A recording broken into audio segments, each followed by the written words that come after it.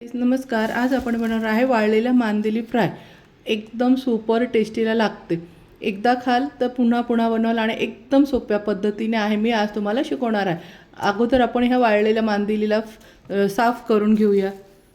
या अशा टाईप मी एक क्लीन केली आहे. तुम्हाला पुन्हा दुसरी दाखवते. ही मांदेली घ्यायची आणि याचे डोके असे काढून घ्यायचे आहे. त्यानंतर याच्या पोटातली ही घाण वाळलेली असते ही पण काढून घ्यायची आहे आणि याचे हे पंख काढून घ्यायचे. अशा पद्धतीने ही साफ करून घ्यायची आहे.